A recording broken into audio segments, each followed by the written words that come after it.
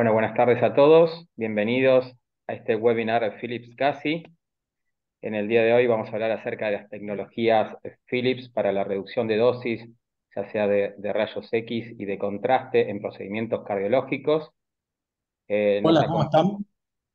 hola Carlos, nos acompañan hoy como moderador, me acompaña el doctor Carlos Fernández Pereira, eh, médico cardiólogo intervencionista, miembro del CASI y cardiólogo intervencionista del Sanatorio Otamendi y del grupo CESI.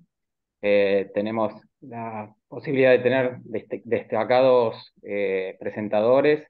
Nos van a acompañar el doctor Miguel Larriabó, el doctor Fernando Cura, el doctor Oscar Méndez, y como panelistas expertos van a estar el doctor Alejandro Cherro y el doctor Alejandro Fernández del Hospital Italiano, el doctor Alejandro Cherro desde la Clínica Adventista Belgrano también, ¿sí? Así que bueno, si ustedes están de acuerdo, vamos a comenzar con las presentaciones. La primera parte va a estar a cargo de la licenciada María Eugenia Arellano, que es gerenta de la modalidad terapia guiada por imágenes de Philips para la región Cono Sur, y ella nos va a hablar acerca de la presentación del producto y las herramientas que dispone Philips para lo relacionado a contraste y gestión de rayos X en procedimientos cardiológicos. Adelante, María Eugenia. Bueno, muchas gracias. Gracias a todos por participar. Muchas gracias al CASI por permitirnos compartir el día de hoy y dar a conocer un poco las herramientas que posee Philips para este tema tan importante que es la reducción de dosis, tanto de contraste y de dosis de radiológica para pacientes de procedimientos cardiológicos. No sé si se ve. Ahí, ¿me avisan? Sí. Perfecto. Bueno, como todos sabemos, la visualización radiológica de los vasos coronarios se basa principalmente en la administración de contraste y el perfil de riesgo y complejidad de muchos de los pacientes sometidos al diagnóstico y tratamiento de estas enfermedades coronarias está en conflicto con el uso liberal de medios de contraste, viéndose afectada la finalización de procedimientos en pacientes con deterioro o falla renal al alcanzar el límite de seguridad de la administración de contraste iodado. Procedimientos complejos pueden llevar tiempos prolongados también de exposición radiológica para el paciente y principalmente también para profesionales. Philips, como industria que comercializa angiógrafos, posee tecnologías que se utilizan durante el diagnóstico y tratamiento y que a su vez facilitan la reducción de dosis y contraste de rayos X, perdón, dosis de contraste y de rayos X en procedimientos cardiológicos simples y complejos. Posee software que después los disertantes van a poder explicar un poquito mejor basándose en casos clínicos y en el uso de estos software en la práctica diaria. Uno de los software que es principalmente gestión de Philips, propio de Philips, es el Dynamic Coronary Roadmap. Es un software que permite tener imágenes coronarias en tiempo real, automáticas, con compensación de movimiento, que facilitan la orientación de la imagen. Estas imágenes pueden ser almacenadas y puedo visualizarlas con un road mapping adquirido previamente, mejorando la eficacia de cada procedimiento. Se integra fácilmente al workflow estándar y en la práctica clínica diaria. Es muy utilizado en aquellos casos de bifurcaciones complejas, de lesiones de tronco, etcétera. Entonces, de esta forma, podemos reducir significativamente el uso de contraste y, por supuesto, trabajar solamente con fluoroscopía y no tener que estar tanto tiempo utilizando dosis de adquisición. Otros de los software que tiene Philips, que esto lo compartimos con el resto de la industria, pero que nos ayuda mucho en el uso de la práctica diaria en procedimientos cardiológicos, es la posibilidad de visualizar el stent. ¿Sí? Facilita la colocación de stent y corrobora su correcta ubicación y expansión en procedimientos coronarios y vasculares periféricos. Detecta automáticamente los marcadores de los balones en cada imagen. Podemos permitir un redimensionamiento de las imágenes para igualar la distancia entre los marcadores de balón y luego otorga un zoom que integra el contenido de la imagen en un stem boost. El resultado es que mejora la visualización de incluso los objetos de contraste más pequeños de la imagen, como stent o calcificaciones, y reducción del ruido de sus alrededores. Nosotros tenemos el stem boost convencional, que es la imagen que tenemos arriba de la pantalla, el stem boost sustraído, que nos permite jugar con un poquito de contraste y en un juego de positivo y negativo para poder evaluar bien el impacto de la impactación del stent junto con el vaso, y el Stent Boost Live, que nos permite poder hacer algún reposicionamiento del stent, del balón, en tiempo real. Otro de los software que también es muy utilizado es el balanceo cardíaco, Expert Swing o Cardiac Swing, distintos nombres de acuerdo al modelo del angiógrafo que se tiene, y es la posibilidad de ver la imagen del árbol coronario en un solo rato, ¿sí? Con una sola inyección se pueden visualizar las proyecciones de rutina, visualizando la anatomía del árbol coronario, izquierdo o derecho, como bien decía, en un solo rato. Ayuda a visualizar patologías debido a vistas adicionales, mientras que todas las vistas de diagnóstico estándar aún se mantienen. Puede ayudar a reducir la mala interpretación causada por la excentricidad del vaso y la superposición. Y el arcuence gira en una curva de doble eje alrededor del paciente con posiciones predefinidas por el equipo. Otra tecnología que también tiene Philips, en este caso Philips Volcano, es la posibilidad de tener el el triregistro entre IBUS FFR, FR y Angio, ¿sí? Este es lo que nos denominamos SynVision, pertenece, como bien les dije antes, a la empresa que tenemos, que adquirimos hace unos años atrás, que es la empresa Volcano, y tenemos la posibilidad de que tengamos un registro de la imagen fluoroscópica junto con el registro hemodinámico, ¿sí? Y la posibilidad de sumarle el IBUS y el IFR a la imagen fluoroscópica. Esto nos permite también tener marcaciones, poder tener un zoom y hacer ciertos análisis, disminuyendo de esta forma la utilización de dosis de contraste y principalmente de rayos X, trabajando en lo que se denomina ultra baja dosis, ¿sí? Esto nos hace ciertas marcaciones basándonos en el IBUS y junto con el corregistro de la imagen fluoroscópica, y lo mismo con el IFR con la imagen fluoroscópica, analizando específicamente cuál es el grosor o la gravedad de la lesión a tratar. Como bien les decía, esto es una pequeña presentación de producto para que ahora podamos disfrutar de cada una de las experiencias que tienen los doctores junto con nuestros angiógrafos y estas herramientas para la reducción de dosis y contraste. Muchas gracias.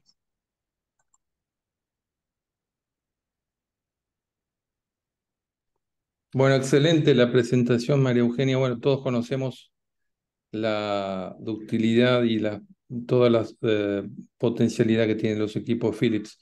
Tenemos ahora la presentación del doctor Fernando Cura. Todos los conocemos a Fernando. Él es cardiólogo intervencionista, es jefe del servicio de cardiología intervencionista del ICVA, y él nos va a hablar de la utilidad del road mapping coronario en la actividad cotidiana. Fernando, un placer de escucharte y bueno, estamos todos atentos a tu presentación. Gracias, Carlos. Bueno, gracias, Philips, por este evento y por tratar de favorecer, digamos, en todos estos años en ofrecerle lo mejor a nuestros pacientes. Y creo que este es un tema muy significativo, cómo cuidarnos a nosotros como operadores, cómo cuidar a nuestros pacientes por la radiación y por el material de contraste. Bueno, esto tengo conflicto de interés. Entonces el riesgo de radiación es un riesgo que claramente existe y que a medida que han pasado los años, si bien nosotros vamos tomando mucha conciencia, bueno, realmente hay eventos que conocemos dentro de los pacientes que son muy difíciles de identificar, pero también hay eventos en los operadores, así que tenemos que tener mucho cuidado, mucho respeto a este riesgo invisible que creo que nos acecha a todos los que hacemos cardiología intervencionista. Bueno, yo voy a meterme un poquito más en detalle en este tipo de herramienta, en la herramienta de la angiografía rotacional. O sea que la angiografía rotacional puede ser en un simple eje, es decir, ir de una oblicua izquierda a una oblicua derecha en un mismo punto en la proyección cráneo-caudal, o hacer estos recorridos como muestra la figura, donde para la coronaria izquierda tiene un recorrido más largo, ¿sí? Como ven, todo este recorrido en verde, y para la coronaria derecha tiene este recorrido en rojo, ¿sí? Que es un poco más corto. Aproximadamente la inyección dura para la coronaria izquierda, yo creo que es aproximadamente 5 segundos, después me corregís, Eugenia, y para la coronaria derecha son más o menos unos 4 segundos. El volumen de contraste es un volumen mayor a la inyección simple, pero el beneficio es que con una inyección tenemos un panorama muy completo. Yo uso esta herramienta, vieron que hay muchas herramientas que a veces uno usa y otras que no usa tanto. Esta es una herramienta que yo uso mucho, sobre todo en pacientes que comienzan con su enfermedad coronaria. Quizá no es la herramienta ideal en un paciente que tiene múltiples stents o que tiene sospecha de una oclusión total crónica o que tiene puentes, digamos, aortocoronarios, sino que es más que nada para pacientes donde uno quiere tener una visualización lo más completa para después focalizarse en algo que uno quiere entender mejor. Y también, por supuesto, es una forma ideal para pacientes que tengan falla renal, ¿no? Que uno quiera ahorrar la cantidad de contraste. Bueno, estos son los recorridos, como les mostré. Hay diferentes seteos para hacer los recorridos, tanto para la coronaria izquierda como para la coronaria derecha. Y acá les muestro cómo luce, ¿sí? Este es un paciente pre-TAVI, así que son pacientes donde uno ya sabe o ya tiene una presunción que la enfermedad coronaria no es importante. Y quiero mostrarles acá, vamos a ver si puedo.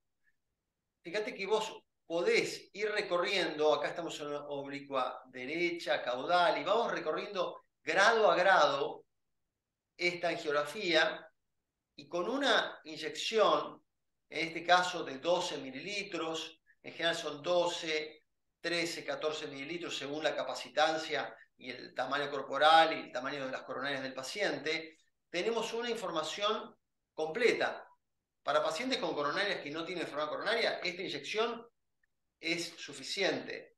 Esta es la proyección de coronaria derecha, que también en este paciente vemos claramente todo el árbol coronario en 2 inyecciones. O sea que un cateterismo con 20 mililitros de contraste puede ser suficiente para tomar una decisión. Y nosotros en su momento hicimos toda una comparación, lo hizo Gerardo Nau, que muchos lo conocen ahora en España, donde se comparó la angiografía, la convencional, contra el dual axis, ¿no? Con la rotacional de doble eje. Y cuando queremos identificar número de lesiones es similar, con una R, una correlación de 0,70. El vaso, el diámetro del vaso calculado también es similar, y el porcentaje de estenosis también fue similar con respecto a los 2 métodos. Es decir, que tenemos una muy buena correlación entre ambos métodos. Y cuando comparamos esto en un gráfico, vemos que la correlación es excelente, casi 0,80 en el porcentaje de estenosis. Es decir, que los dos tipos de angiografía nos ofrecen una similar forma, pero con menos contraste y menos radiación. Acá vemos la comparación de volumen, este es en el estudio que hicimos y que presentamos. El volumen de contraste, fíjense que es marcadamente menor para un paciente, y la radiación, tanto para el paciente, es francamente menor que cuando uno hace la angiografía en todas las vistas convencionales, y la radiación del operador, medida en este caso con el dispositivo que también tiene Philips, nos dio francamente menor. Es decir, que tiene un beneficio muy marcado, y sobre todo cuando multiplicamos esto en los cientos, miles de pacientes que hacemos. ¿Cuáles son las limitaciones? Algunas las mencioné: calcificación coronaria, el calcio, cuando uno arranca la inyección con contraste y termina con contraste en la coronaria, es muy difícil identificar el calcio, ¿no? Que cuando nosotros inyectamos y empezamos a grabar la proyección, podemos tener la imagen sin contraste, entonces ahí podemos identificar el calcio. O sea que calcificación es algo que pasa muy desapercibido en este tipo de angiografía. Y la presencia de stents, de la misma manera, también. Y también yo diría que tenemos que estar muy atentos a que el catéter no dampee las presiones, ¿no? Yo no lo mencioné acá, pero si el catéter dampea las presiones, no queremos hacer una inyección de doble eje larga, sino que queremos ver rápidamente qué está ocurriendo, porque puede haber una obstrucción ostial o puede estar el catéter dentro de una disección. Ahora, hay algo adicional que nos ofrece la angiografía rotacional. Este es un paciente que lo vemos acá, una obstrucción en bifurcación, en la circunfleja, creo que se debe ver bien, y tenemos en la angiografía rotacional todas las vistas de esta obstrucción, pero lo que podemos nosotros construir es la imagen 3D. Directamente, sin hacer nada, solamente con la información que sale de la angiografía rotacional, podemos tener una información 3D que es muy precisa. Fíjense cómo acá podemos incluso identificar cuál es la proyección mejor para implante de stent. Acá tenemos la oblicuo izquierda y caudal, es una vista Spider en este caso, pero podemos ir probando, ir viendo qué proyección es la más adecuada para evitar el foreshortening y poder desplegar y poder ver bien la bifurcación, su angulación. Así que esta inyección nos da muy importante información, muy precisa en cuanto a dimensiones para poder imaginar el stent que vamos a implantar, longitudes, porque esto no requiere una calibración. Nosotros esta información lo calibra en forma automática el algoritmo del equipo. Es decir, que acá no se calibra con ningún catéter, así que la determinación es muy precisa. Podemos tener todo tipo de información que nos es útil para tener el mejor resultado. Sabemos que la precisión de la angioplastia depende de lo que nosotros hacemos, de cómo lo vemos y de tener el mejor resultado para que el paciente no tenga restenosis ni trombosis. Esto también se extendió al mundo periférico y podemos tener muy buena información en todo lo que es carotidio, en todo lo que es vascular periférico. Solamente a modo de ejemplo, acá se puede colocar un stent teniendo la información de la reconstrucción del road mapping 3D, que para lo que es carotidio es muy bueno, muy preciso. Y ahí estamos en el resultado de lo que sería la carótida. Y otra cosa más, acá es una bifurcación, fíjense, esta es la bifurcación de descendente anterior y diagonal pre, y acá tenemos en post intervención. Pero quiero mostrarles la información que nos da el stent boost. El stent boost, que lo mencionó ya Eugenia, es un realce de los bordes del stent, que nos permite saber, sin utilizar otra herramienta, cómo está la expansión del stent. Fíjense acá si cubrimos o no cubrimos el ostium de la diagonal. Esto es la técnica stent boost sustraído, porque tenemos la información con contraste y tenemos la información del stent sin contraste. Entonces tenemos toda la información para poder utilizar y poder ver si el paciente tiene una buena expansión. Fíjense cómo logramos ver. Acá estamos también posicionando, nos ayuda a posicionar el stent, a hacer las diferentes técnicas de bifurcación. Y acá, no sé si se ve tan bien allí, yo acá lo veo muy bien, podemos ver una infraexpansión de este stent por el calcio, que muchas veces pasa desapercibida y nos llegan muchos pacientes de otros centros que no tienen tantas herramientas, que tienen una trombosis de stent, y muchas veces hemos encontrado que había una infraexpansión del stent que pasa desapercibido si uno no utiliza estas herramientas. Entonces acá fíjense cómo se lo mide y lo determina en forma automática el stent boost. Se puede medir y podemos de esa manera expandir. Y acá también podemos ver cómo, en este caso, el stent, en una técnica en una bifurcación donde hay un diámetro proximal de la arteria y un diámetro distal, vemos cómo este stent no está aposicionado, está flotando en la arteria. Y esto puede ser muy peligroso para el paciente en cuanto a riesgo de trombosis de stent. Y esto es luego de la técnica de POT, donde se dilata al tamaño de la arteria. Fíjense que acá pasamos de una arteria de 4 milímetros a 3 milímetros y el stent tiene que quedar perfectamente aposicionado. Así que esto es lo que se veía, un stent que estaba flotando en la arteria y luego de la expansión cómo queda aposicionado. Y ahí correlacionamos en este estudio el stent boost con el iBoost y la correlación también es muy buena. Si bien es un método que no es tridimensional, sino que el stent boost usa 2 dimensiones, es un método que podemos hacerlo simple sin utilizar el iBoost y podemos tener una muy buena información de expansión. Lo usamos muy seguido el stent boost, no tan seguido, pero ocasionalmente el stent boost sustraído, y son herramientas de todo el tiempo. Así que, en conclusión, la radiación es una amenaza para nosotros y para los pacientes. La angiografía rotacional y 3D es una muy buena herramienta para reducir la radiación y el volumen de contraste. Con las limitaciones que ya mencionamos, podemos utilizarla para beneficio de los pacientes y la técnica de stent boost nos perfecciona la angioplastia que queremos ofrecerle a nuestros pacientes. Muchas gracias. Bueno, excelente presentación, Fernando, como siempre, realmente nos has ilustrado con una muy buena gráfica las posibilidades y lo que brinda esta herramienta generada por Philips. Vamos a pedirle a la audiencia que por favor todo lo que sean preguntas hacia el panel las vayan escribiendo en el chat para que después al finalizar al finalizar de todas las presentaciones podamos charlar con todos y contestar estas preguntas. Así que los invitamos a que comiencen a escribir. El próximo disertante es Miguel Larriobó.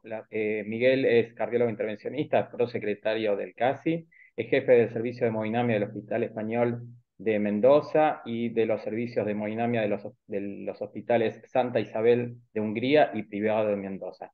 Él nos va a hablar acerca de la utilidad del road mapping coronario en la actividad cotidiana en la sala de hemodinamia. Adelante, Miguel. Bueno, buenas tardes. Quería agradecer la invitación del colegio para participar en esta actividad y agradecer y felicitar a la gente de Philips por la iniciativa. No sé si se escucha bien. Perfecto, perfecto. Bueno, gracias. No tengo conflicto de interés en relación a esta presentación. El roadmap coronario, como ya explicó recién Eugenia, no es más que un roadmap, pero lo llamativo de esto es que nosotros, habituados al utilizar el roadmap en situaciones estáticas, sin movimiento, en las coronarias era imposible. Con esta herramienta han logrado que en tiempo real compense el movimiento cardíaco automáticamente. Y lo que hace es un roadmap, es superponer a la toma angiográfica que hacemos, la fluoroscopía, y crea un mapa de color, un color, podríamos decir, colorado clarito, medio rosado, y nosotros vamos a poder navegar por allí dentro con nuestros elementos. La referencia que toma para hacer esta compensación es la del catéter guía. Por lo tanto, es muy importante que cuando hagamos las adquisiciones se vea bien el catéter guía, que quede dentro de la imagen. ¿Cómo hacemos el roadmap?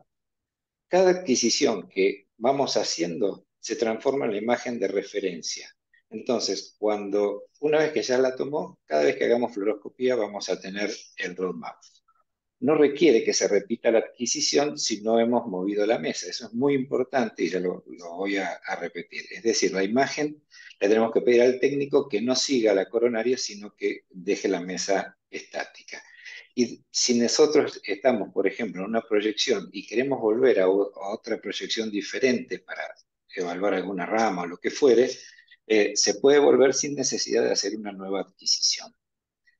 Y tiene además la opción de guardar los roadmaps y si uno quisiese, también los podemos incluir en los informes, incluso en las imágenes. Pero acá les quisiera advertir que es bastante pesado si uno lo quiere transferir a, a los archivos online. La adquisición entonces es la imagen adquirida durante un cine convencional. Es muy importante, como decía recién, no mover la mesa para que el roadmap funcione. Tenemos, insisto, en ver bien el catéter guía. La inyección tiene que ser de buena calidad y esto es clave.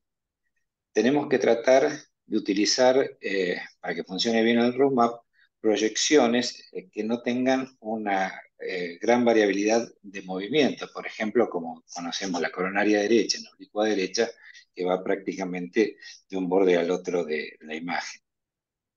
Y por otro lado, quisiera resaltar que tiene una aparición instantánea en el roadmap, no tiene demoras ni tampoco necesidad de ningún procedimiento o postprocesamiento. ¿Cuál es la utilidad entonces? Primero, que disminuye la cantidad de test para hacer nuestro trabajo. Eso sea fundamental para el avance de la cuerda guía. Realmente se ve muy bien cuando vamos ingresando a las ramas, donde con mayor facilidad se ve es en la descendente anterior, cuando por ahí ingresamos a un aceptal o a un diagonal.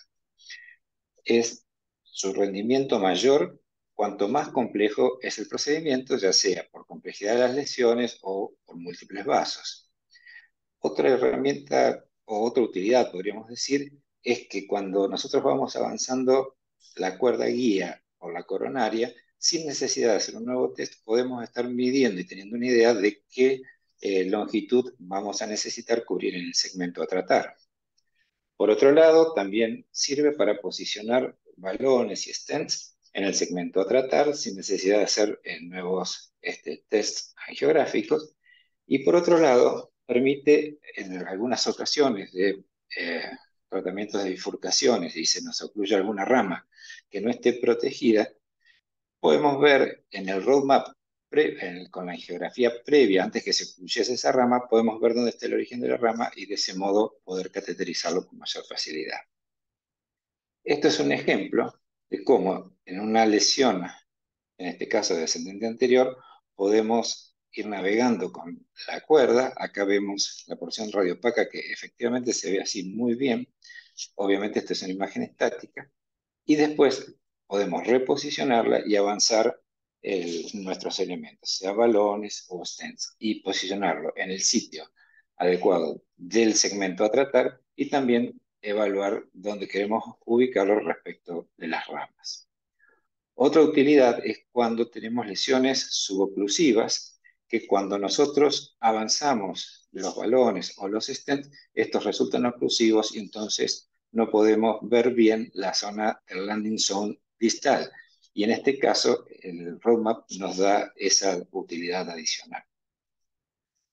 Como mencionaba recién, en casos, esto me pasó hace no mucho tiempo, en una bifurcación de descendente anterior, habíamos perdido la posición de la cuerda en la rama secundaria y se nos ocluyó la rama. Y obviamente no teníamos imagen de dónde estaba esa rama diagonal y gracias a la imagen del roadmap previo que sí estaba presente y dibujada, pudimos ingresar y rescatar esa rama. ¿Qué hay de la evidencia?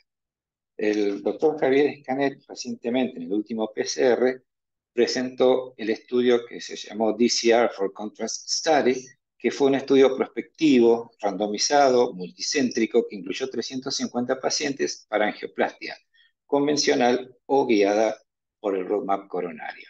El punto final era evaluar si efectivamente se reducía la cantidad de contraste. ¿Qué encontraron? En primer término, que el grupo asignado de roadmap en el 98% de los casos lo pudieron hacer y que la calidad del mismo en prácticamente el 80% de los casos fue muy buena o buena. Aquí en Colorado vemos el grupo control y en azul el del roadmap. Respecto al punto final primario, que era la cantidad de contraste utilizado, hubo una reducción del 28.8% en favor del roadmap. Y en cuanto a la cantidad de angiografías, es decir, de adquisiciones, fue menor en el caso del roadmap, lo cual también implica menor radiación.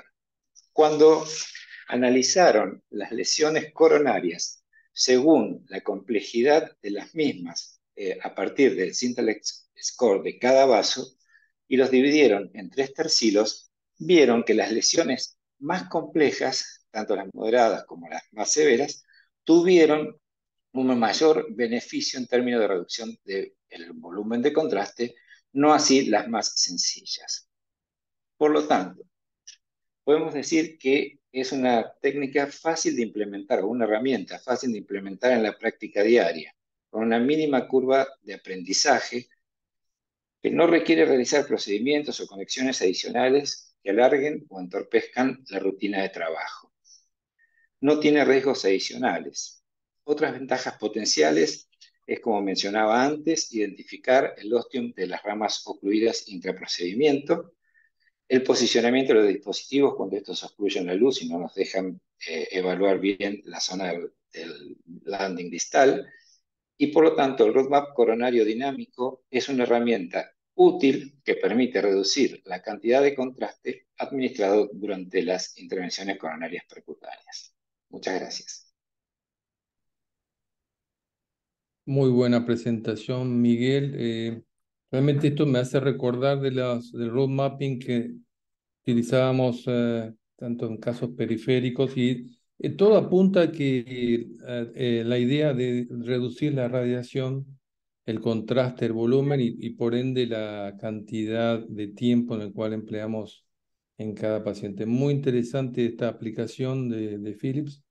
Y para continuar está el doctor Oscar Méndez, es el jefe del servicio de hemodinamia y director del Instituto Cardiovascular de la Fundación Favaloro. Oscar es muy activo, no solamente en la parte de toda esta parte institucional, sino también en el CASI, en el SOLASI.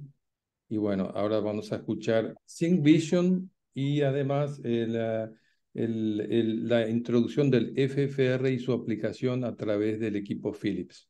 Oscar, te escuchamos con mucha atención. Bueno, buenas tardes a todos. Me sumo al agradecimiento que hacían ustedes, al CASI, a Philips, por invitarnos. Estoy tratando de achicar la pantalla y no lo logro.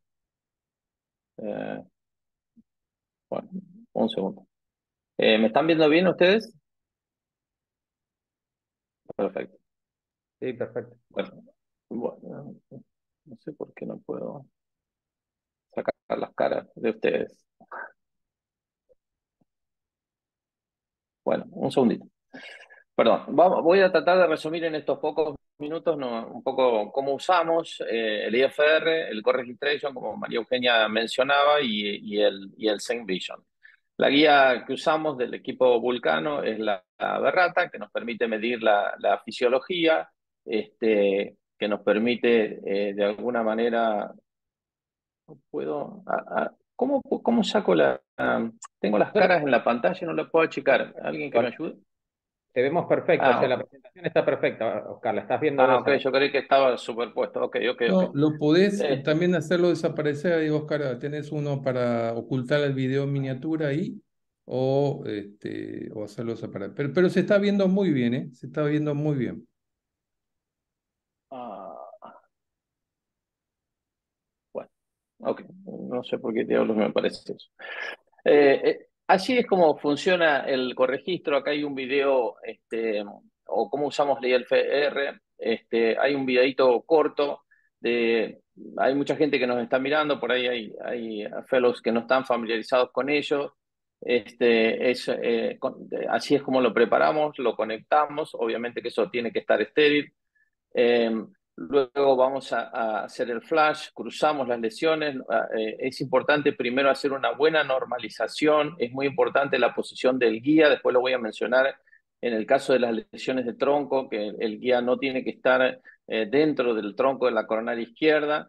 Después vamos a poder hacer las mediciones del PD, que es la presión distal. Hacemos las mediciones de IFR. Vamos a hacer una o dos mediciones como mínimo o más, y después podemos hacer un pullback y podemos hacer también una estimación del largo de las lesiones, como muestra aquí, y también una estimación podemos hacer la geografía cuantitativa y podemos ver a través del pullback dónde está la zona de máximo resalto. Es un video institucional, pero acá es quizás más en la práctica lo que yo les quiero ir mostrando. Primero, que cuando cruzamos con las guías, en el guía de la coronaria derecha también, como tip, hay que tener mucho cuidado que el guía esté desenganchado de la coronaria, para decirlo de alguna manera, y la zona donde está el sensor de la guía no esté dentro de la coronaria, sino que esté apenas cerca del ostium. A veces es difícil mantener esa posición y no perderla, para no tener dumping en las presiones y eso puede llevar a inducir mediciones erróneas.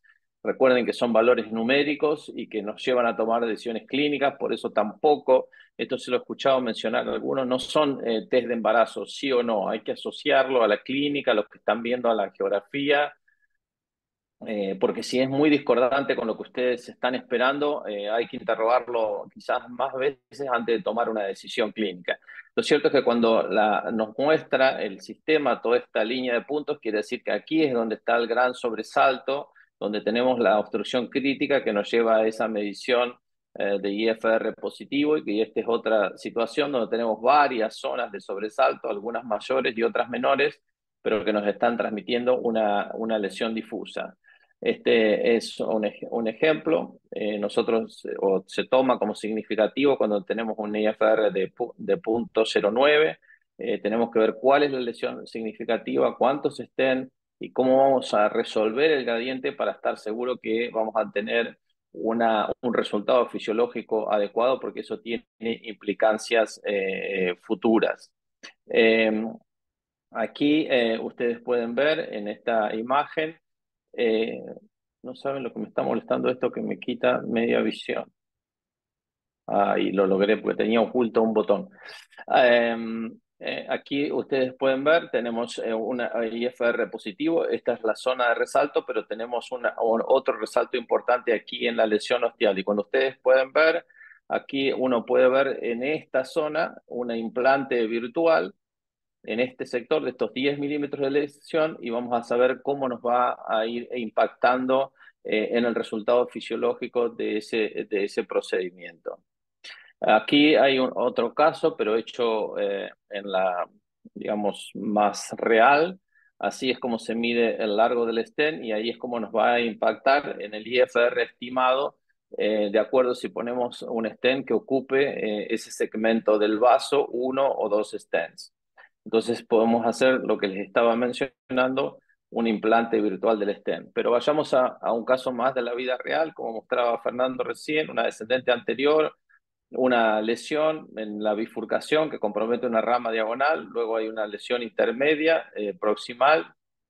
Hacemos IFR, tenemos un gradiente significativo aquí, pero como ustedes pueden ver en el ostium o en la bifurcación del tronco, vemos que todavía no tenemos un IFR normal. O sea, que quiere decir que, como dice Trump, esperemos, porque hay que hay que repensar el caso, porque quizás no estemos asistiendo a lo que creíamos que íbamos a tratar, que era una lesión en el segmento medio de la descendente anterior. Combinamos con el otro elemento, hacemos IBUS para clarificar la situación. El paciente tiene menos de 0,6 milímetros cuadrados de área, o sea, tiene una lesión significativa del tronco. Entonces, cuando resolvemos todo, podemos obtener un IFR normal, que cosa que no lo hubiéramos hecho si nos hubiéramos guiado solamente por la angiografía. Entre los tips, los tricks que hay que tener, siempre hacer el flash, como se los mostré. Inyectamos nitroglicerina para evitarnos los vasoespasmos antes de comenzar los procedimientos. Como les dije, hacer más de una medición, una sola no es para nada definitoria. Tener mucho cuidado al momento de la normalización, especialmente en esos pacientes que es difícil a veces cateterizar el ostium por una anatomía compleja. Tenemos que tener por lo menos 5 ciclos en los cuales no haya extrasístole cuando estamos haciendo las mediciones, tener en cuenta la anatomía, que puede llevarnos a falsos errores, por ejemplo, los pacientes que tienen puentes musculares, si estamos evaluando un vaso que está irrigando una zona infartada, si estamos evaluando un vaso que está irrigando una zona muy pequeña o una zona muy grande de miocardio, eso puede traer variaciones en lo que estamos interpretando. Acá dice en este último renglón, es una diapositiva de hace unos años, tener cuidado cuando estamos viendo pacientes con estenosis aórtica. Eso ha sido validado, pero tampoco es que lo usemos tan frecuentemente en este grupo de pacientes. El corregistro con el IBUS también se puede hacer cuando usamos los catéteres de Vulcano, y ustedes pueden ver que podemos localizar las imágenes en la geografía, y también podemos hacer el implante virtual de stent para saber cómo nos va a quedar de acuerdo a las lesiones que estamos observando. Podemos tener de nuevo, además de los diámetros, las características de la placa, y lo que hacemos siempre, el diámetro distal del vaso, podemos estimar cuál es el largo de la lesión y cuál es el largo del stent que vamos a necesitar. La geografía cuantitativa ya la mostró María Eugenia, así que no hace falta mostrarlo muy en detalle. Este es otro caso real, es un paciente que tiene enfermedad de múltiples vasos, una lesión en la coronaria derecha, varias lesiones en la descendente anterior. De nuevo, la evaluación con el IBUS, acá vamos con la guía nos va a mostrar un IFR muy positivo con una zona única de resalto. Ustedes ven que los puntitos están concentrados todos acá en esta zona y en esta zona no, es decir que es fácil de saber que si ponemos un stent ahí la situación está resuelta y queda con un IFR normal. Y esa es la anatomía. Después, cuando vamos a la descendente anterior, que tenía enfermedad difusa, de nuevo nos encontramos con un paciente que tiene lesiones significativas que llegan hasta el tronco de la coronaria izquierda, y que de vuelta terminamos en una situación muy parecida a la que les conté, guiamos el implante y terminamos con un stent en el tronco para resolver toda la situación y poder normalizar no solo la anatomía, sino la fisiología. Y ese es el resultado del IBUS, que tenía menos de 6, y terminamos en un área de 9 milímetros, que eso ustedes saben tiene una tasa de restenosis muy baja. Y otro dato importante es lograr tener un IFR normal de 1, en este caso es absolutamente normal al terminar el procedimiento. Y esa es la geografía de esto que sería lo que María Eugenia mencionó, un registro, que también tengo que ser realista, no se crean que lo usamos en todos los casos. Esto es de Ricardo Petraco cuando estuvo para uno de nuestros simposios, y de alguna manera lo que muestra es lo que entre Fernando y Larribó fueron mencionando, que hemos ido pasando de la geografía convencional a herramientas nuevas, incorporando la fisiología, que primero fue el FFR y después el IFR, los pullbacks, y la fisiología y el corregistro con las imágenes del IBUS para en la actualidad, para saber dónde tenemos que tratar, cuántos stent tenemos que poner y estar seguros que vamos a reponer una normal fisiología del vaso. Los pullbacks son muy útiles en situaciones como esta, donde tenemos múltiples lesiones. Tenemos primero un ejemplo gráfico de dónde están los resaltos más grandes. Puede ser una zona focalizada, pero también podemos tener una línea bastante plana que nos habla de enfermedad difusa.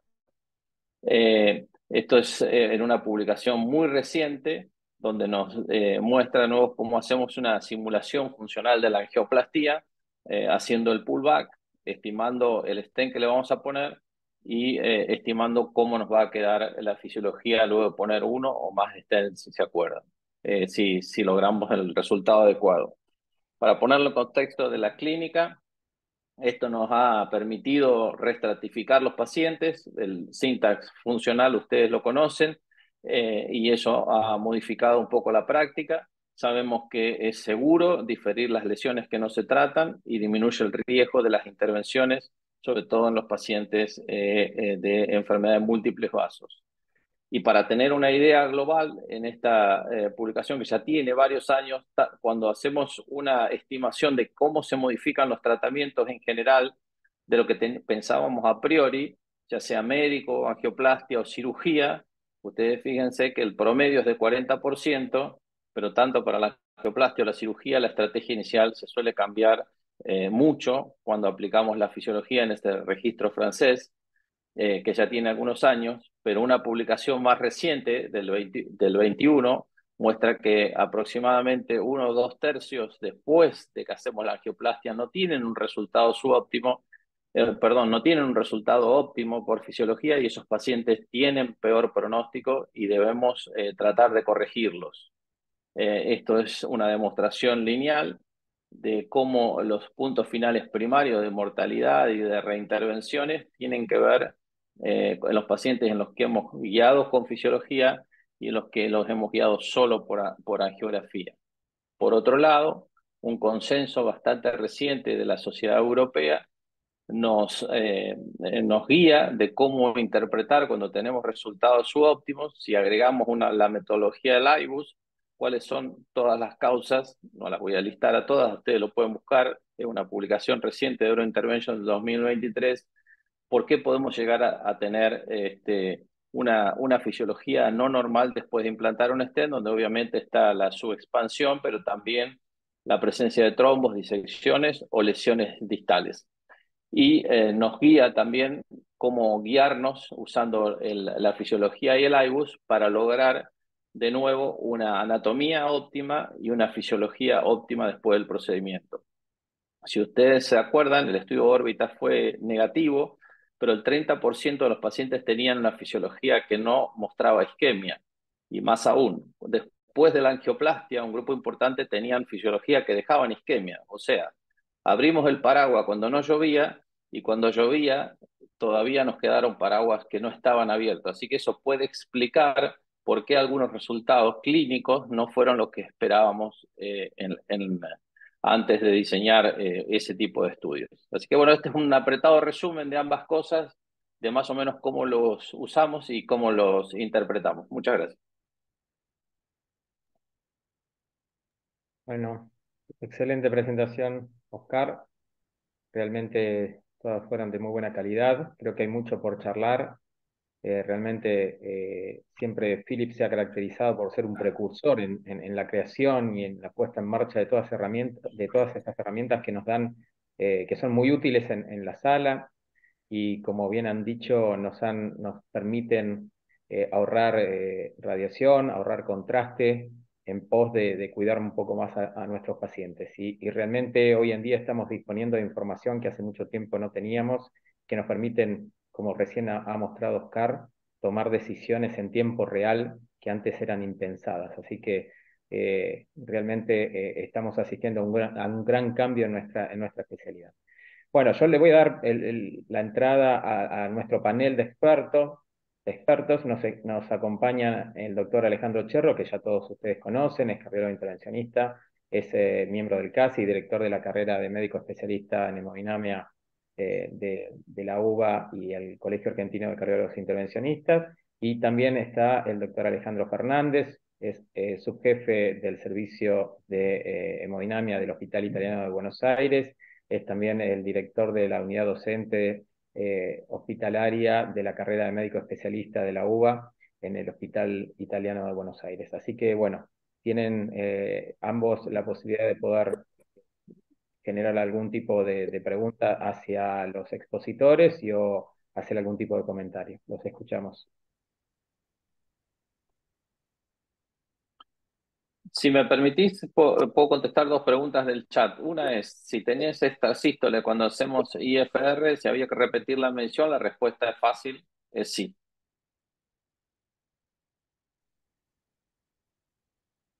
Perfecto. Alejandro, te escuchamos. Cherro. Sí, se escucha bien, recién se me cortó un poquito, así que pido disculpas si se me llega a desconectar, me vuelvo a conectar nuevamente. No, la pregunta es para Fernando. Tengo varias preguntas y comentarios. Quisiera preguntarle primero a Fernando. Él habló y mostró las imágenes del Stenbus y la posibilidad de ver no solo la expansión del stent, porque es una herramienta muy importante para ver la expansión del stent, sino también en algunos casos, como él mostró, ver la posición del stent. Entonces ya es una herramienta que nos permite no ver solo la expansión, sino ver la posición. Y la pregunta es, ¿qué tan útil es para en los casos que no se cuente con IBUS o que sea dificultoso usarlo por razones económicas, ¿cómo reemplaza una herramienta por otro? ¿En qué casos? Gracias, Ale. Tal cual lo que vos decís. Yo creo que esta herramienta es una herramienta anatómica de precisión que, no, por supuesto, no es la información que reemplaza el IBUS, pero sí es una herramienta que no tiene costo, porque si lo tenés disponible, lo haces sin el más mínimo costo, o sea que es una adquisición que puede ser con contraste cuando es sustraído o sin cuando es sin sustraer. Y lo usamos nosotros, yo te diría que no te digo en todos los casos, porque hay obstrucciones que uno ya ve, es una placa blanda, lo dilatás, pero yo te diría que más del 60% de los casos nosotros vemos la expansión. Y siempre cuando lo postdilatamos con un balón de alta presión, veo la diferencia en el stem boost. Es muy notorio cómo se expande mejor en forma más homogénea. Y sobre todo en esos casos donde hay un mismatch de tamaño, donde tenés dos tamaños de arteria muy diferentes y uno quiere lograr una buena aposición para poder seguir con todo este planteo de disminuir el tiempo de doble esquema antiagregante. Es fundamental que el stent esté posicionado, porque acá sabemos que los stents se endotelizan muy bien, los modernos, pero siempre y cuando esté aposicionado a la pared. Si está flotando, el paciente va a quedar con riesgo de trombosis. Así que yo diría que es de uso prácticamente sistemático. No reemplaza el IBUS. A ver, yo el IBUS lo sigo usando en tronco, lo sigo usando en lesiones complejas. Creo que el IBUS va tomando un rol muy protagónico en los últimos, en el europeo se mostraron estudios donde mostraban el impacto incluso en mortalidad con el IBUS. Entonces, yo te diría que es un complemento muy bueno y en los casos que uno sabe que son complejos, bueno, creo que el IBUS sigue teniendo su rol. Un dato En el caso interesante que nuestro, también se nosotros, utiliza poco, que es la medición, el roadmap, perdón, el stem boost permite también hacer mediciones de diámetros, ¿sí?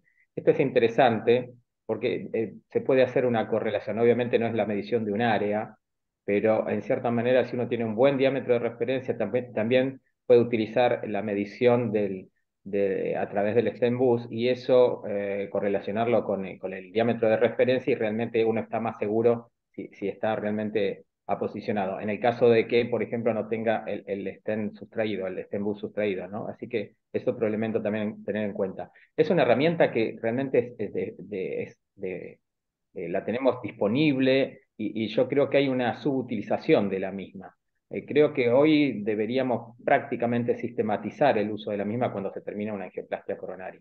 Pero justo lo que quería comentarles, Juan, es que nosotros la usamos también de un 60 a un 80%, porque vemos que cuando terminamos una angioplastia, muchas veces el resultado es óptimo, sin embargo, cuando le hacemos un stent boost, vemos que en algún lugar el stent le falta un poquito de expansión. Entonces, terminamos la mayoría de las veces haciendo un stent boost porque nos quedamos muy tranquilos y muchas veces terminamos haciendo una postdilatación. Sin ninguna duda que me parece que es una herramienta muy importante. Le quería hacer una pregunta a Miguel, si les parece bien, Juan y Carlos, y es respecto a lo que vos hablaste de Roadmap, Miguel.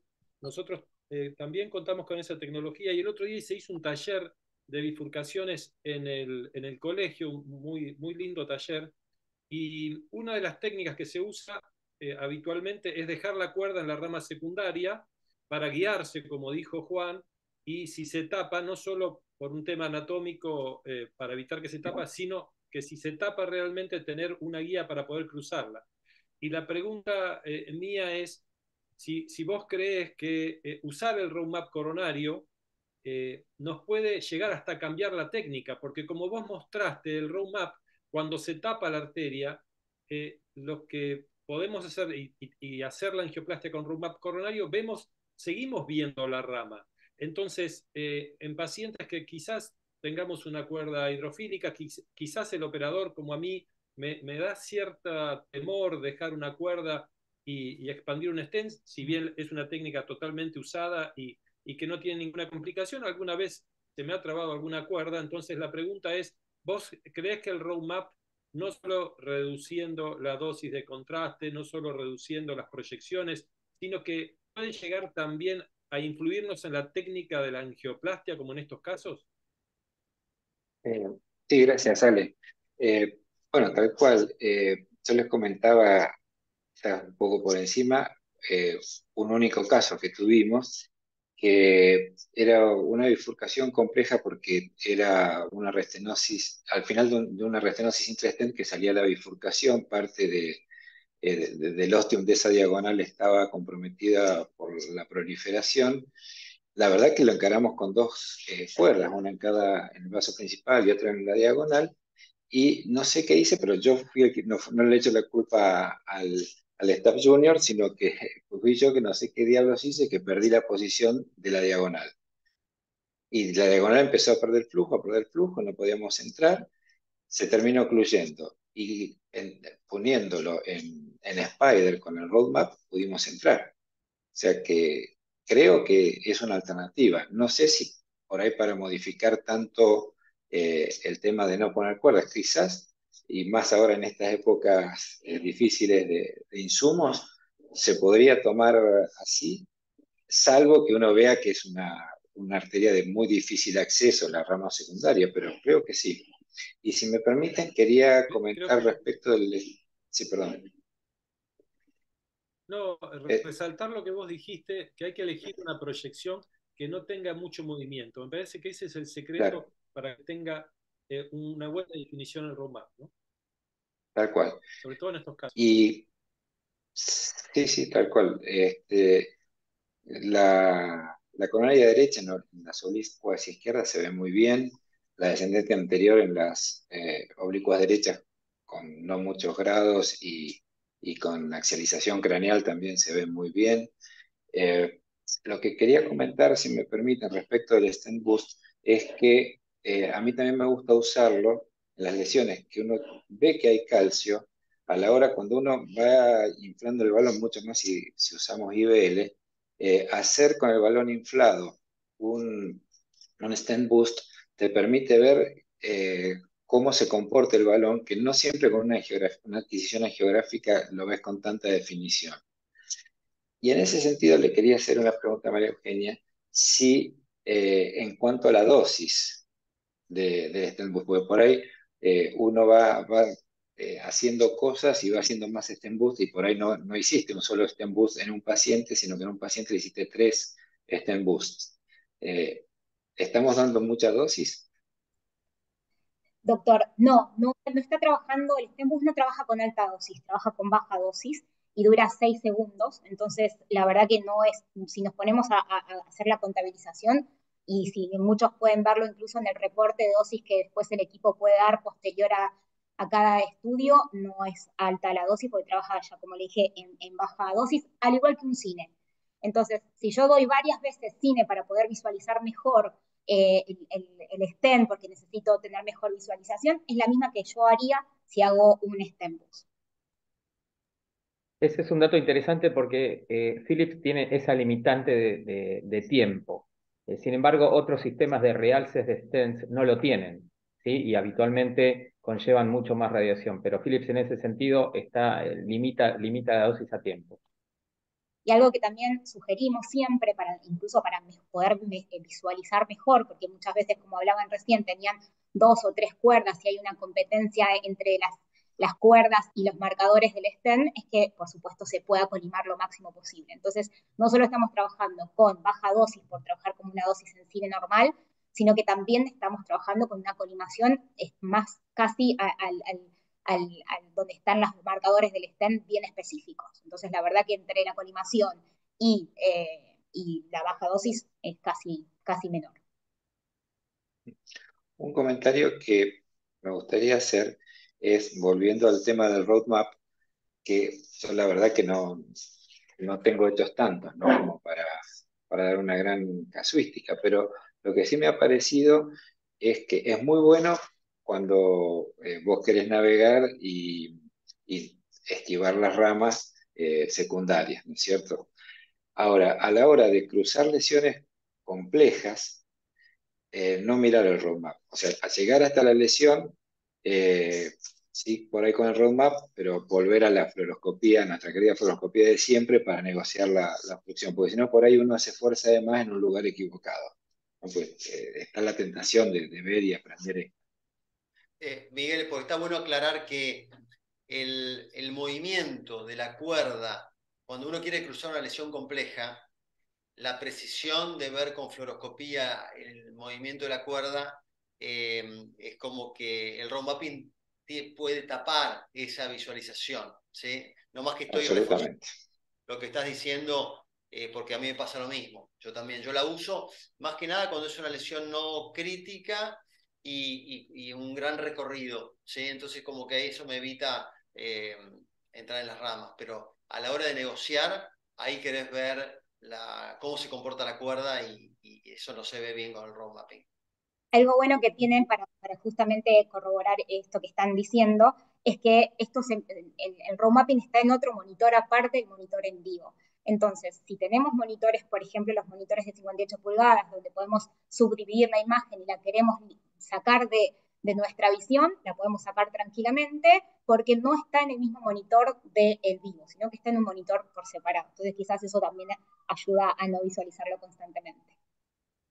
Hay Exacto. una, hay una pregunta interesante del doctor Germán Cafaro para el doctor Oscar Méndez. Cuando realiza IFR con dato patológico limítrofe, llámese 0.89, ¿realiza un FFR o se apoya con el IBUS? ¿Qué herramienta utilizas, Oscar?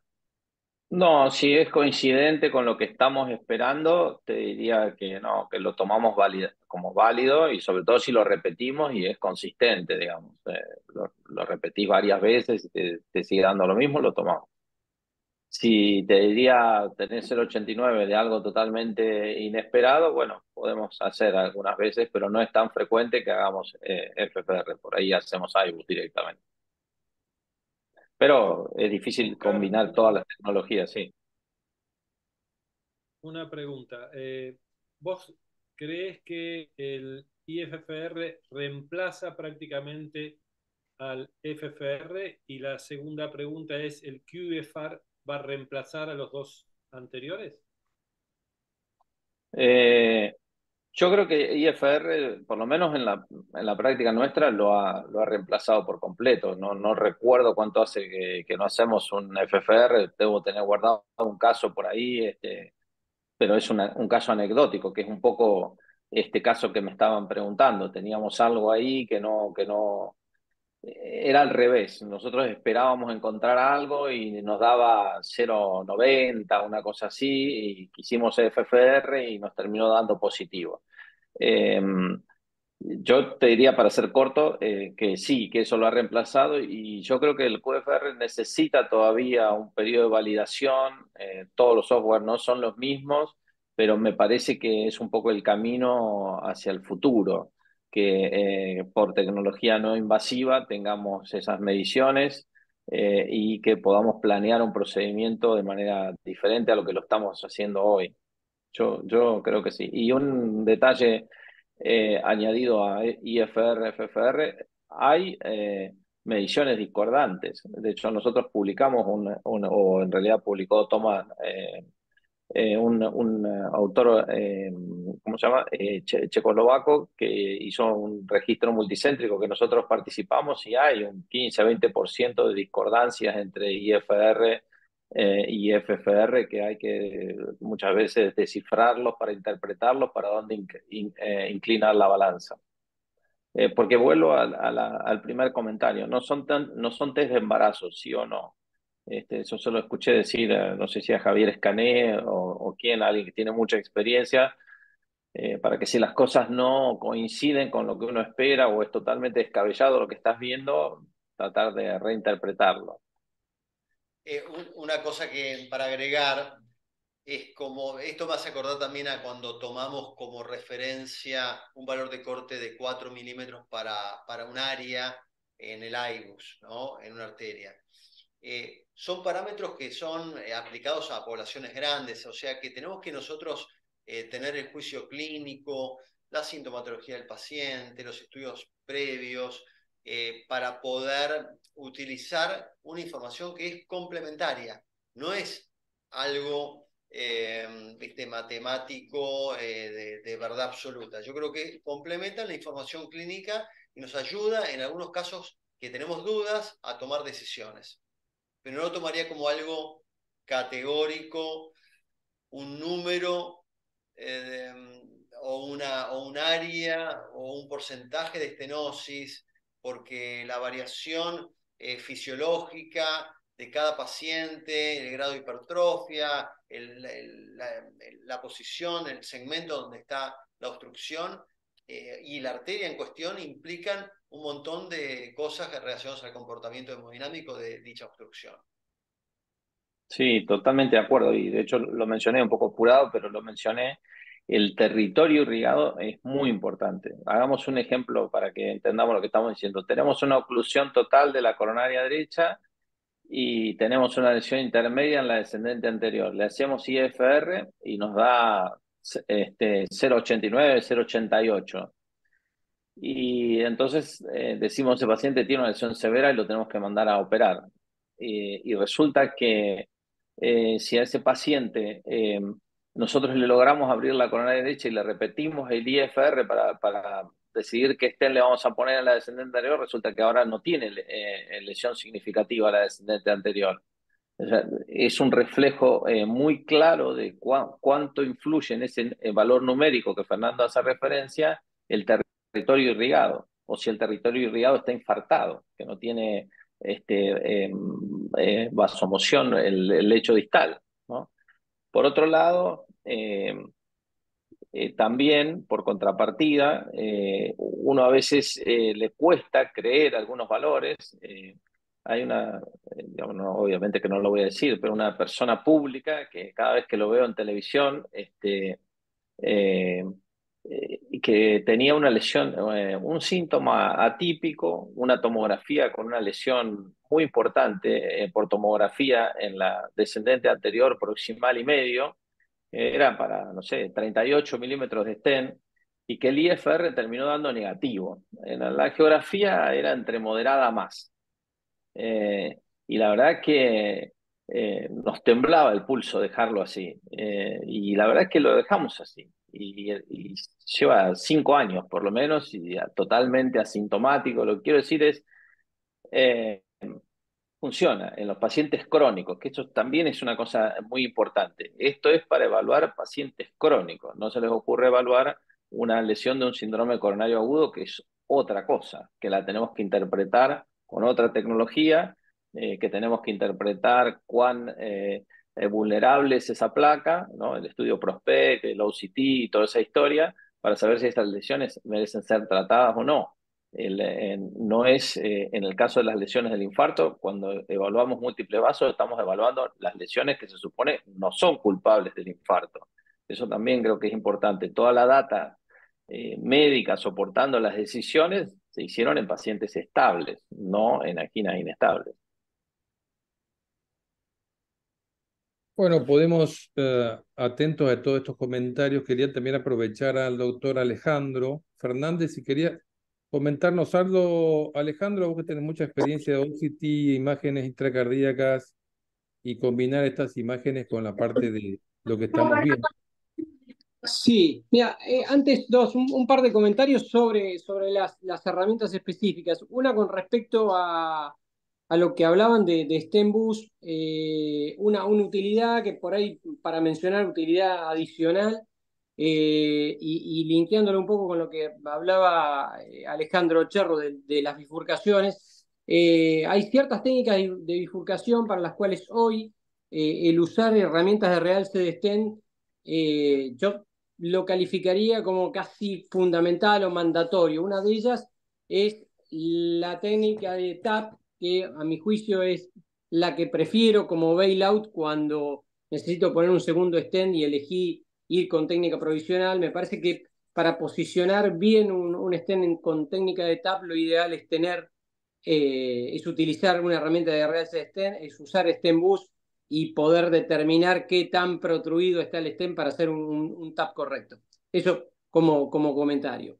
Y por otro lado, otro comentario en cuanto a ductilidad de las herramientas, creo que un detalle a mencionar, me parece que todas las herramientas tecnológicas uno las adopta con más facilidad cuando no lo sacan del flujo normal de trabajo. Y creo que muchas de las herramientas estas que presentó Philips o que tienen los equipos, tienen la ventaja de que no te sacan del flujo de trabajo. O sea, el roadmap coronario, yo una de las grandes ventajas que le veo en el diseño es que no requiere para nada moverte de tu flujo habitual de trabajo. Vos adquirís y la misma adquisición que haces normalmente se te pone como roadmap en la pantalla de al lado sin tener que hacer nada y sin sacarte de tu flujo normal de trabajo de la angioplastía.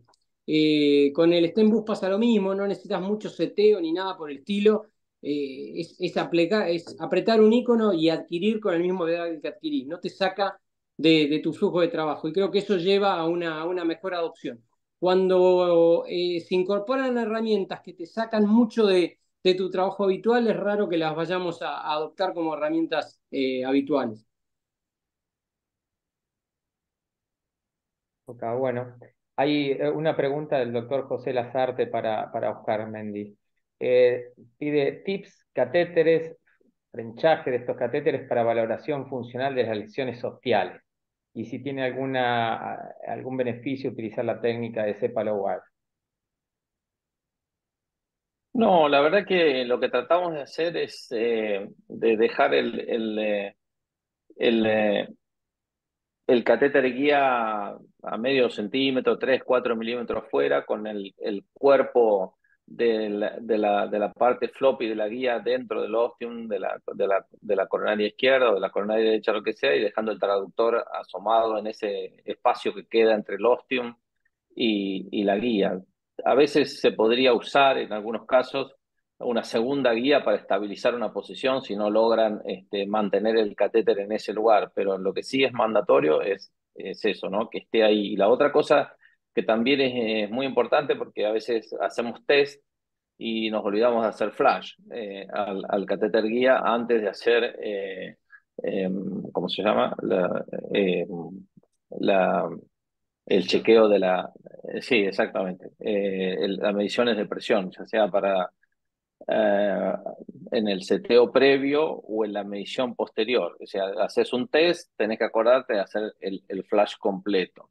Y la otra cosa que a veces interfiere en ese tipo de mediciones es tener que los traductores estén propios o bien y que no te produzcan ese drilling, que es ese movimiento de las curvas, ese overshooting, que altera también los números. O sea, hay que ser, de vuelta, son números muy finos, para decirlo en términos vulgares, o sea, muy justos, que donde 0 punto algo te cambia una estrategia. Entonces hay que ser muy, pero muy cuidadoso a la hora de tomar todos esos detalles.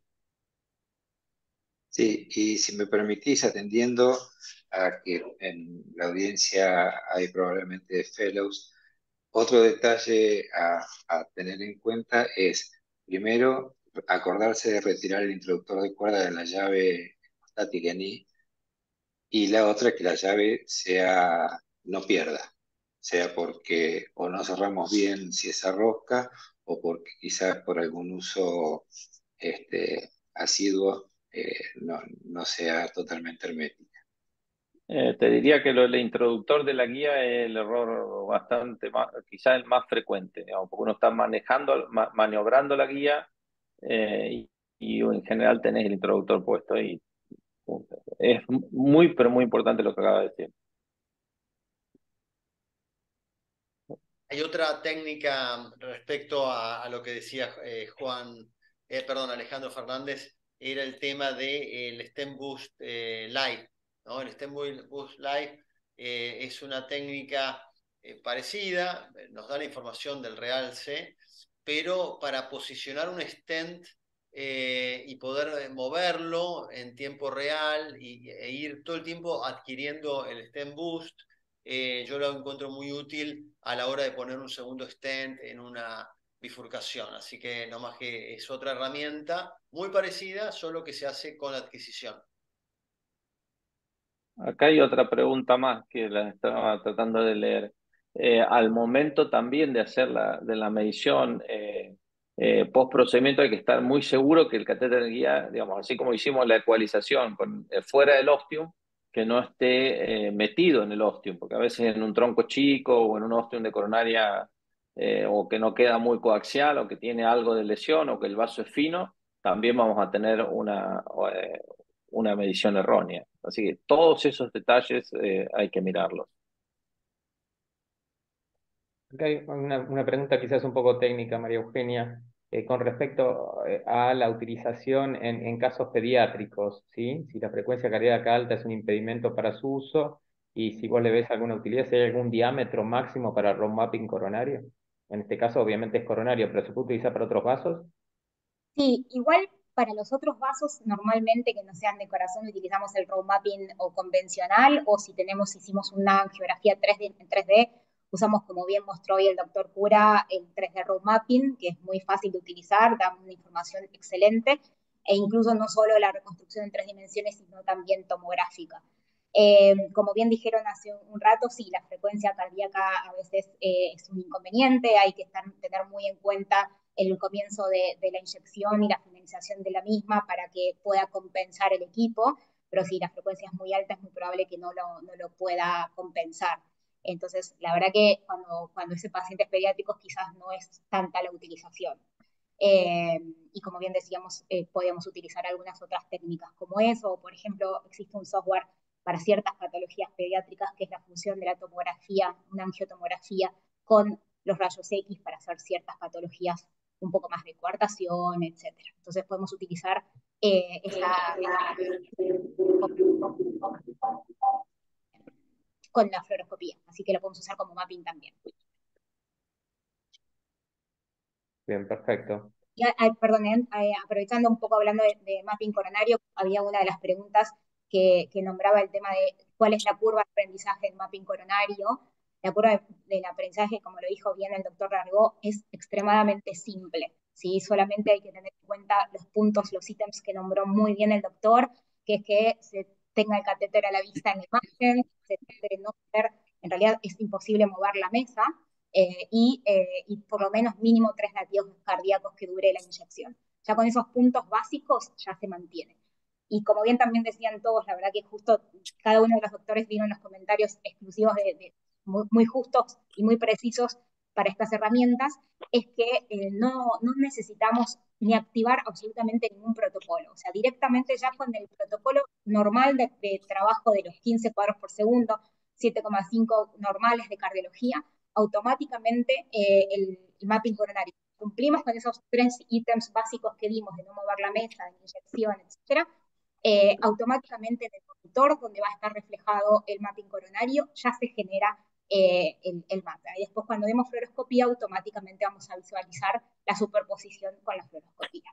Como bien decía el doctor también, cuando giramos el arco y volvemos exactamente a la misma posición donde hicimos la adquisición, el road mapping recuperado sin necesidad de tener que dar rayos X y inyección nuevamente. Así que la curva es extremadamente fácil.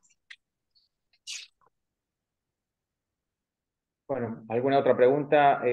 No sé si Alejandro Cherro, Alejandro Y Fernández, no, algo más. yo quería hacer un comentario para aquellos hemodinamistas que hace 30 años vieron la coronariografía con una imagen que se grababa en una película de 33 milímetros, la veíamos o la veían en un tagar, no ninguno de nosotros seguramente, ¿no? Y llegamos a hacer estudios funcionales con un angiógrafo, los que creo que muchos de nosotros hemos vivido eso, el avance de la tecnología, el avance que nos han hecho los ingenieros. Felicitaciones a Philips por todas estas herramientas que nos facilitan el diagnóstico, que nos facilitan la terapéutica. Realmente ver en pocos años, en estos últimos 30 años, que un equipo llegue a hacer un estudio funcional y todo lo que va a seguir, sin ninguna duda, va a seguir avanzando y va a seguir facilitándonos la terapéutica de los pacientes, realmente es increíble, ¿no? Ni que hablar el avance de la bioingeniería en cuanto a todos los materiales y las prótesis que contamos ahora. Realmente es fantástico todos estos avances que sin la ingeniería y sin la bioingeniería serían distintos. Sí, quería agregar a eso lo que decías, Alejandro, el apoyo que nos ha dado Philips al Colegio de Hemodinamia, desde el punto de vista didáctico. Estas presentaciones realmente son de suma utilidad. Tuvimos una audiencia en esta sesión muy importante y eso a su vez creo que se va a ver amplificado, porque si vemos 100 personas en este momento, esas van a ser muchas más por los comentarios. Efectivamente, recordemos en el RADAC, en el último RADAC que se hizo, el procedimiento coadyuvante para el procedimiento más utilizado, si bien no todos tienen esa posibilidad, fue el stent boost. Fue realmente significativo, inclusive superando por cuestiones financieras, estimó, al IBUS. Entonces, realmente el aporte que ha sido el stent boost, entre otras, como ahora estamos viendo el road mapping y el FFR y el FFR, todas estas posibilidades que nos brinda. Realmente, bueno, agradezco en nombre del CASI y de todo lo que estamos en esta sesión, de mi parte, el apoyo de Philips para nuestra entidad. Muchas gracias. Yo aprovecho a agradecer a los expositores, la verdad que fue un panel de lujo. Yo como representante de la modalidad y de la industria estoy sumamente contenta y orgullosa del webinar que se hizo. La verdad que los comentarios que estoy recibiendo son todos muy, muy satisfactorios, así que muchísimas gracias. Yo estoy sumamente contenta con la calidad de los profesionales que hoy estuvieron, así que nuevamente muchas gracias. Y nada, la verdad que puedan utilizar, y la mayoría de los doctores que hoy estuvieron participando, no solo en el panel, sino también en la audiencia, estas herramientas, ya nosotros nos quedamos, yo por lo menos como representante, sumamente contenta. Así que muchas gracias a todos y ojalá podamos seguir trabajando con CASI en otras actividades. Así que muchas gracias. Muchas Muchas gracias. gracias.